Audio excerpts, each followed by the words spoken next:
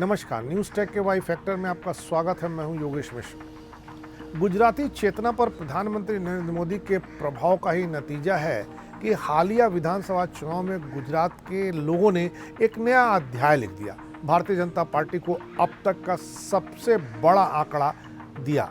यह साबित कर दिया कि नरेंद्र मोदी की लोकप्रियता जितनी पूरे देश में बढ़ी है, उससे कम गुजरात में नहीं बढ़ी है। गुजरात के लिए नहीं, देश के लिए भी नरेंद्र मोदी ब्रांड है। नरेंद्र मोदी की इज्जत का सवाल जहाँ जहाँ आएगा, वहाँ वहाँ ऐसे ही कीर्तिमान स्थापित होंगे और वहाँ वहाँ भारतीय जनता पार्टी अपने परफॉर्मेंस में एक नया रिकॉर्ड दर्ज करेगी। यह ब्रांड मोदी का ही प्रभाव है, जिससे महंगाई और स्थानीय नेतृत्व जैसे मुद्दों के प्रति लोगों के कथित असंतोष को महत्वहीन बना दिया। गुजरात के अपने तूफानी अभियान में प्रधानमंत्री नरेंद्र मोदी ने 35 रैलियां की और 4 रोड शो भी किए। मोदी ने अपने गृह राज्य के विभिन्न क्षेत्रों की यात्राओं के दौरान मतदाताओं से भूपेंद्र के रिकॉर्ड को तोड़ने का आग्रह किया, क्योंकि इस बार की जीत के बाद नरेंद्र मोदी ने पश्चिम बंगाल में वामपंथ के रिकॉर्ड को भी तोड़ करके रख दिया। गुजरात के नतीजे बताते हैं कि गुजरात के लोगों ने नरेंद्र मोदी की बात सुनी और उन पर अमल करके दिखाया। चुनाव आयोग के आंकड़ों ने मतगणना के पहले भाग में ही भाजपा के वोट शेयर को 50% से अधिक रखा, जो पार्टी के लिए ऐतिहासिक उपलब्धि है। इसे आम आदमी पार्टी के उभरने के कारण विपक्ष के वोटों में विभाजन से मदद मिली। भाजपा की जीत पार्टी की व्यापक शासन संरचना, वैचारिक जोर और सबसे बढ़कर मोदी में जनता के विश्वास की वजह से है। पीएम मोदी वास्तव में एक ऐसे लोकप्रिय नेता के रूप में उभरे हैं जिनके सामने एंटी इनकम्बेंसी यानी सत्ता विरोधी रुझान भी फीका पड़ जाता है। वास्तव में उनकी लोकप्रियता समय के साथ बढ़ी है।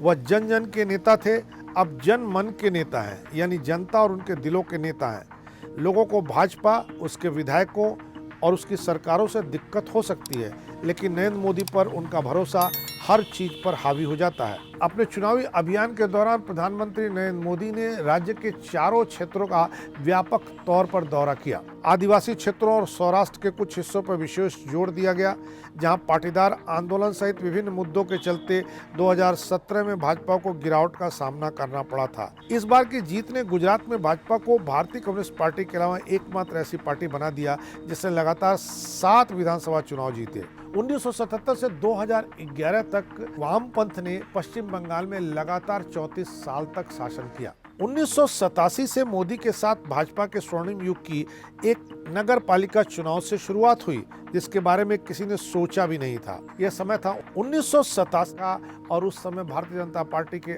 स्तंभ लीडर हुआ करते थे अटल बिहारी वाजपेयी।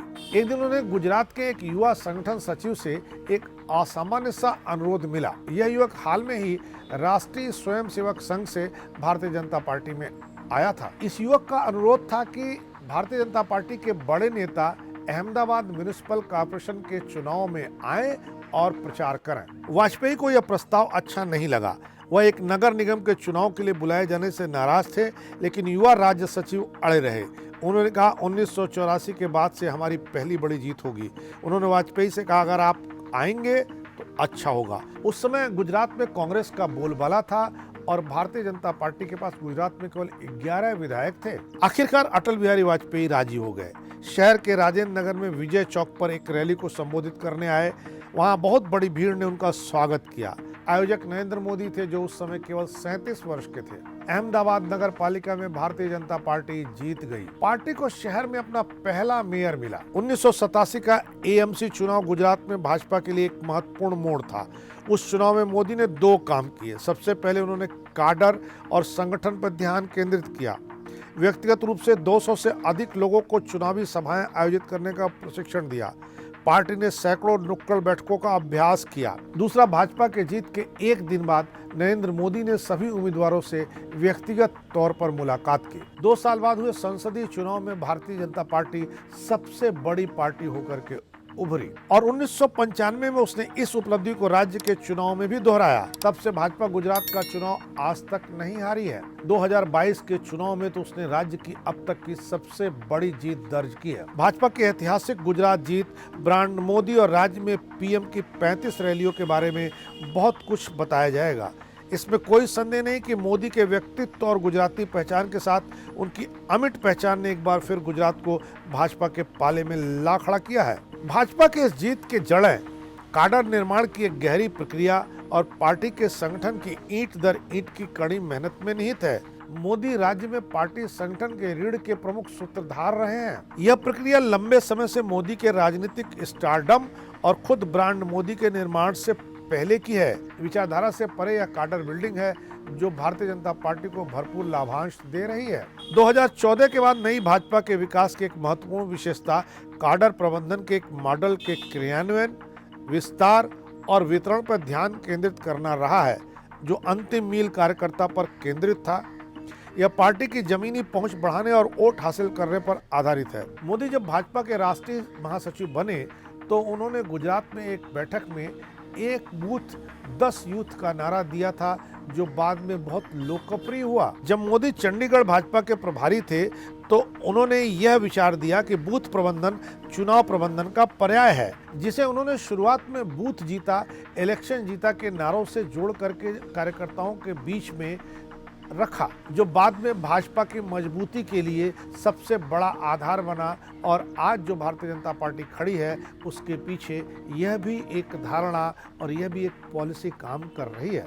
चूंकि मोदी संगठन से आते हैं इसलिए उन्होंने संगठन पर सबसे ज्यादा जोर दिया और संगठन के कार्यकर्ताओं को सबसे ज्यादा चार्ज भी किया। जब वो चंडीगढ़ के प्रभारी थे तभी उन्होंने बूथ और मंडल अध्यक्ष का कॉन्सेप्ट शुरू किया और इसके मार्फत ही भारतीय जनता पार्टी को मजबूती हासिल हुई। इसी तरह 2014 के बाद भाजपा के राजनीतिक उत्थान की एक मुख्य विशेषता पार्टी द्वारा विस्तारक कहे जाने वाले कार्यकर्ता का उपयोग रही है। ये वो स्वयं सेवक हैं जो 15 दिन, 6 महीने और 1 साल के बीच उन विशिष्ट बूथों में बिताने के लिए सहमत होते हैं जो उनके गृह निर्वाचन क्षेत्र से बहुत दूर है। वे स्थानीय रूप से स्थापित शक्ति संरचनाओं से दूर बाहरी निरीक्षण के प्रमुख स्रोत बन जाते हैं। इस विचार की जड़ 1998 में भाजपा में विजय क्रांति कार्यकर्ताओं के उद्भव से भी जुड़ती है। उस समय नरेंद्र मोदी भाजपा के महासचिव थे और उनके पास मध्य प्रदेश का प्रभार था। उस समय मोदी ने 320 कार्यकर्ताओं की पहचान की, जिनका काम पूरे महीने भर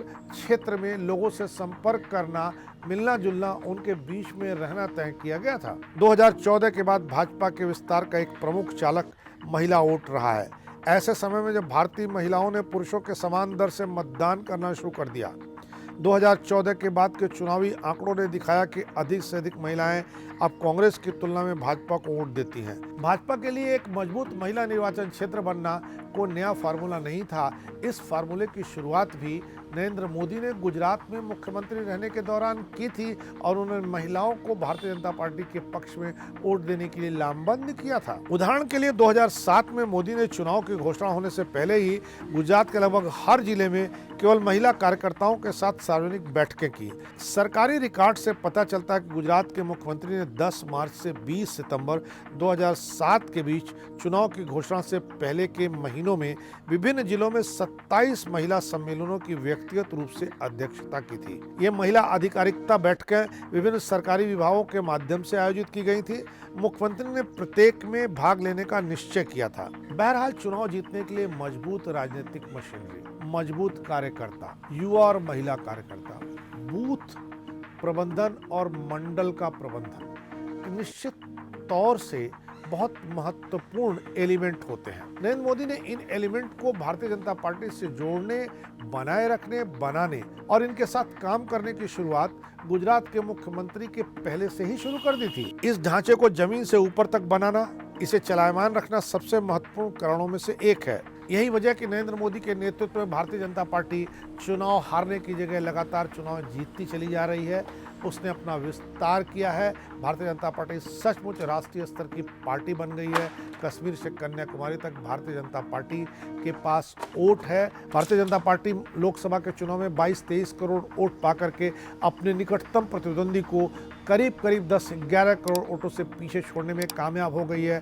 अब वो केवल हिंदी बेल्ट की पार्टी नहीं रह गई है। नरेंद्र मोदी ने अपने संगठनात्मक कौशल, बूथ अध्यक्ष, मंडल अध्यक्ष, विस्तारक जैसे तमाम प्रयोग करके इस पार्टी को ला करके यहाँ खड़ा किया है, जिसने गुजरात में एक नया रिकॉर्ड लिखा है और 2024 में भी एक नए रिकॉर्ड की उम्मीद भारतीय जनता पार्टी और उसके लोग करते हैं, तो उसे अनुचित नहीं कहा जा सकता है।